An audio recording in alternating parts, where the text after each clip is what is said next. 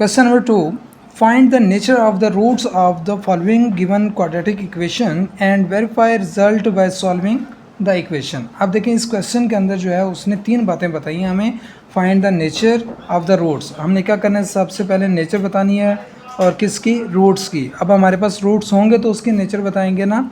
Of the quadratic equation, given quadratic equation, जो चीज़ given है वो क्या है हमारे पास, x square 23x plus 120 is equal to 0. Just ये हमें क्वाड्रेटिक इक्वेशन जो है वो गिवन है, लेकिन वो कह रहा है इसके हमने रूट्स फाइंड आउट करने हैं, फिर उनकी नेचर भी फाइंड आउट करनी है and also verify result by solving equation. तो और हमने क्या करना है, इनके रिजल्ट्स को भी वेरीफाई करना है बाय सॉल्विंग द इक्वेशन, उस इक्वेशन को सॉल्व करके. तो उसके लिए हम प्रॉपर मेथड क्या होगा, देखें सबसे पहले तो हमारे पास आ गई इक्वेशन. अब इसमें से हम क्या करेंगे, रूट्स निकालेंगे. Roots of quadratic equation is equal to b square minus 4ac.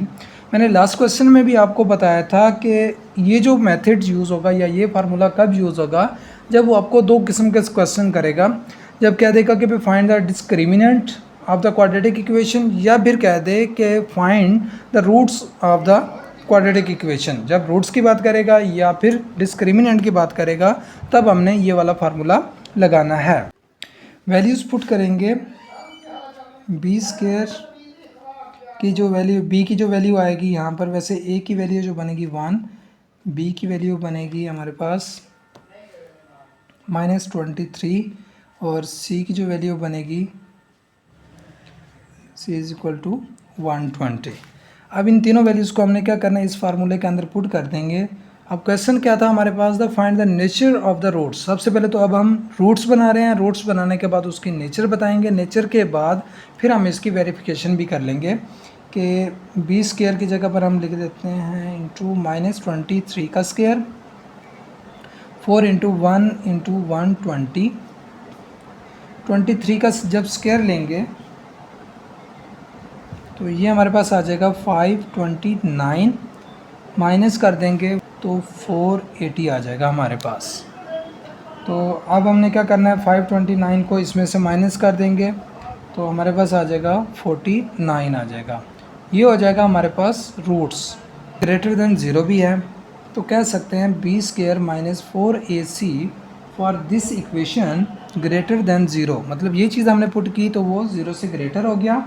And is a perfect square, and is a perfect, is a perfect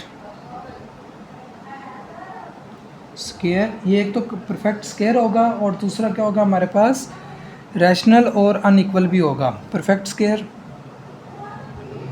also rational and unequal.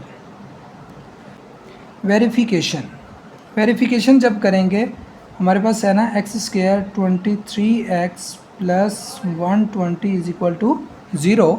तो इसके ऊपर हमने क्या करना है, अब पुट कर देंगे x is equal to -b होता है तो 23 आ जाएगा. मैं वैल्यूज़ डायरेक्ट पुट करने लगा हूँ. 23 का स्क्वायर -23 का square minus 4 into 1 into 120 whole square root over 2a, मतलब कि हमारे पास जस्ट 2 आ जाएगा. 23 एज इट इज़, इसके साथ भी माइनस b के साथ जो फार्मूले का था वो दोनों कैंसिल आउट होके ये चीज़ बन जाएंगे.